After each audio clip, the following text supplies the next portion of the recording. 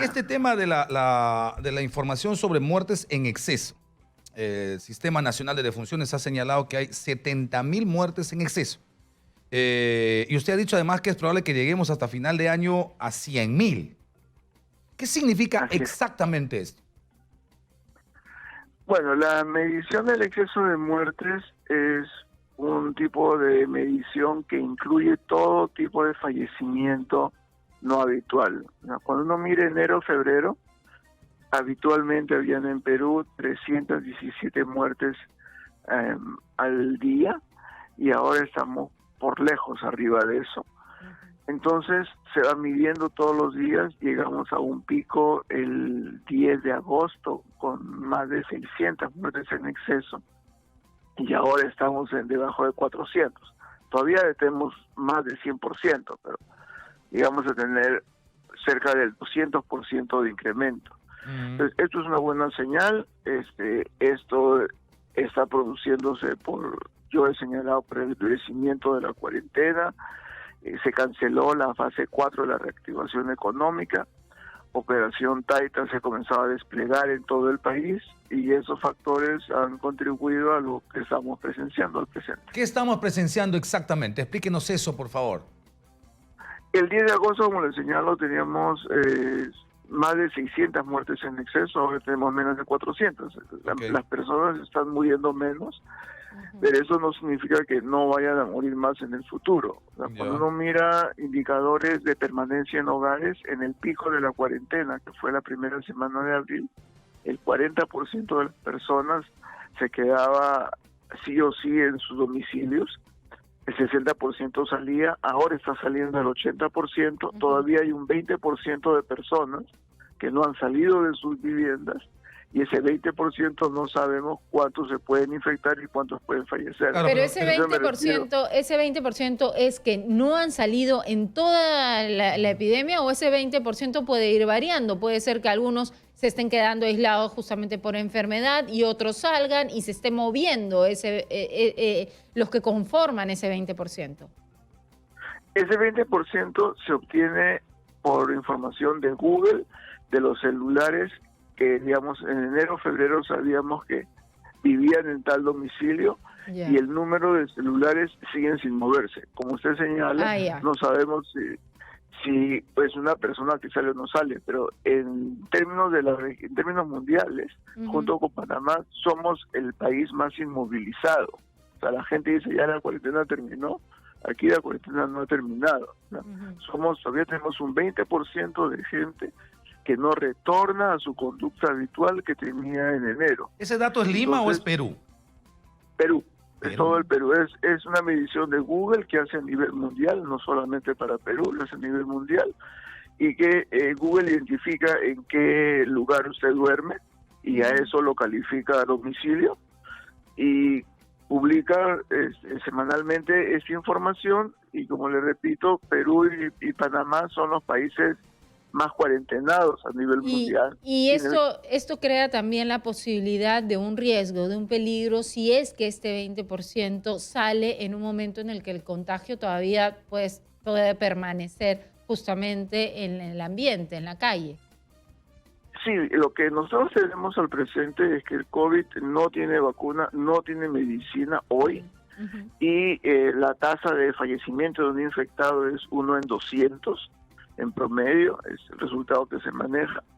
Entonces, si por ejemplo los colegios empiezan este lunes, significa que un montón de profesores que no están yendo de su colegio van a salir, las universidades lo mismo. Si se anula el teletrabajo y la gente tiene que ir a trabajar como era antes, o sea, hay un 20% de gente que no se mueve de donde reside habitualmente. Entonces, de lo que se trata una cuarentena no es vacuna. Una cuarentena lo que es que no se sature el sistema de salud, que no haya problemas de escasez de oxígeno, que no haya problemas de escasez de camas de UCI, de cuidados intensivos.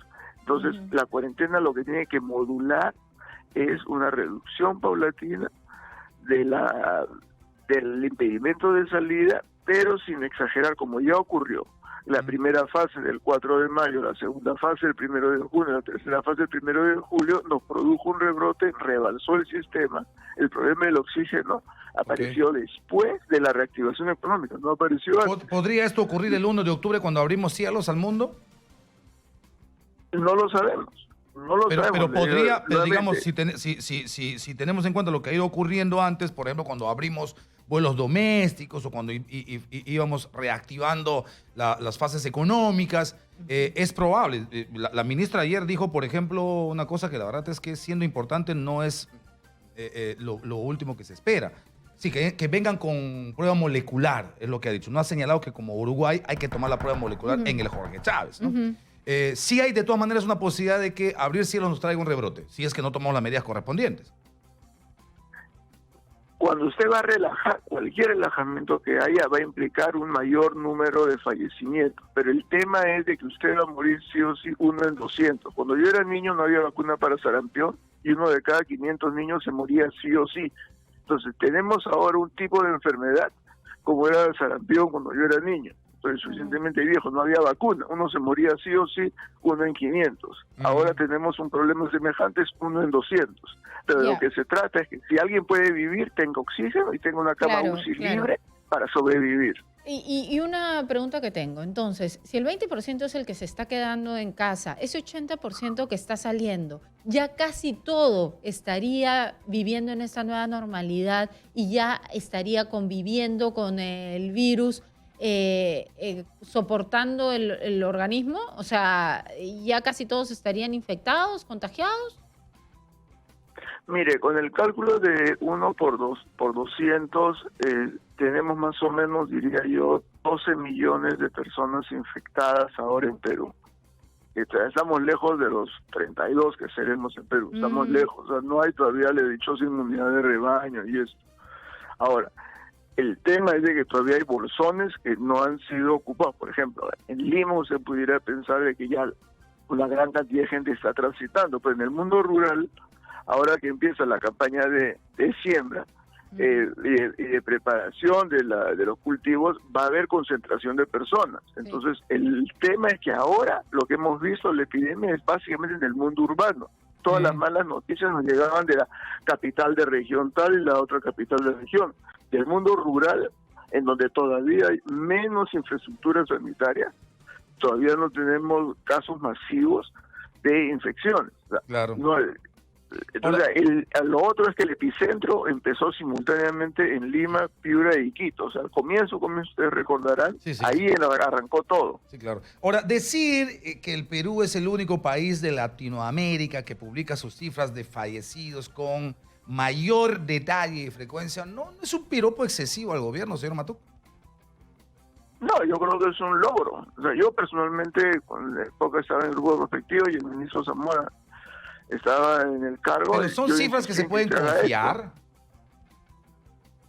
Son las mejores cifras que hay en el Perú. No hay ninguna cifra mejor que esa. Usted ha dicho en Latinoamérica. En Latinoamérica. Sí, en Latinoamérica, por supuesto. Pero a ver, ¿cómo pueden ser las mejores cifras?